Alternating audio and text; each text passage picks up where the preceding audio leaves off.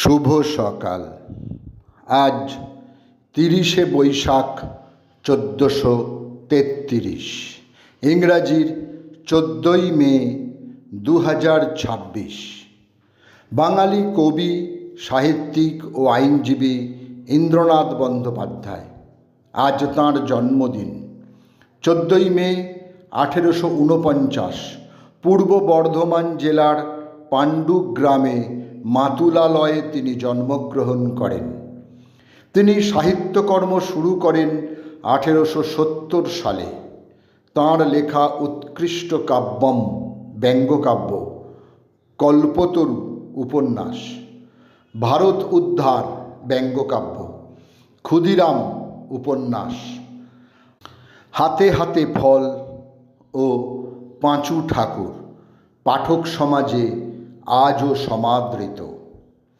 অরুণচন্দ্র গুহ একজন ভারতীয় রাজনীতিবিদ। তিনি অগ্নিযুগের বিপ্লবী, যুগান্তর দলের নেতা ও শ্রী সরস্বতী প্রেসের অন্যতম প্রতিষ্ঠাতা। আজ তাঁর জন্মদিন। 14ই মে 1892 বর্তমান বাংলাদেশের বরিশালে তিনি জন্মগ্রহণ করেন। প্রখ্যাত ভারতীয় বাঙালি চলচ্চিত্র পরিচালক, চিত্রনাট্যকার ও লেখক মৃণাল সেনের আজ জন্মদিন। 14ই মে 1923 বর্তমান বাংলাদেশের ফরিদপুরে এক বৈদ্য ব্রাহ্মণ পরিবারে তাঁর জন্ম হয়।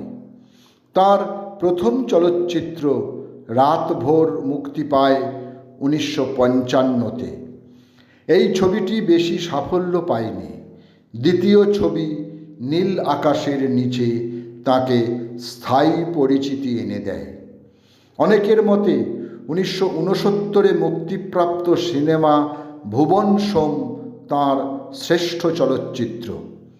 বাংলা, হিন্দি, ওড়িয়া ও তেলেগু ভাষায় তিনি চলচ্চিত্র নির্মাণ করেছিলেন। 22শে শ্রাবণ, আকাশ কুসুম, কাঁচকাটা হিরে, ইন্টারভিউ, মৃগয়া, ওকা উড়ি কথা, একদিন প্রতিদিন ইত্যাদি তাঁর উল্লেখযোগ্য চলচ্চিত্র। International committee for adult education বা ইউনেস্কোর প্রতিষ্ঠাতা সদস্য ও ভাইস চেয়ারম্যান জগদীশচন্দ্র মাথুরের আজ মৃত্যুদিন। সময়টা 1978। তিনি ছিলেন এনএসডির কার্যনির্বাহী কমিটির চেয়ারম্যান এবং নয়াদিল্লির সঙ্গীত নাটক একাডেমির তিনি অন্যতম প্রতিষ্ঠাতা সদস্য। তিনি একজন হিন্দি নাটককার ও লেখক।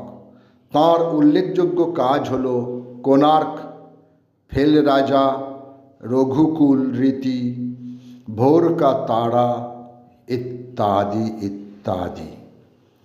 একজন আন্তর্জাতিক বাঙালি ভারতীয় সাহিত্যিক দেবেশ রায়। তিনি ছিলেন বাংলা সাহিত্যে একজন ছকভাঙা আধুনিক ঔপন্যাসিক এবং এই হিসেবেই তিনি পাঠক সমাজে পরিচিত ছিলেন।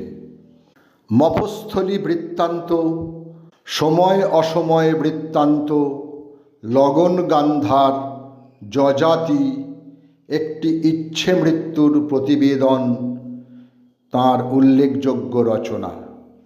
1990 সালে তিস্তাপারের বৃত্তান্ত উপন্যাসের জন্য তিনি সাহিত্য একাডেমি পুরস্কার অর্জন করেন। সকলকেই আমার আনত প্রণাম।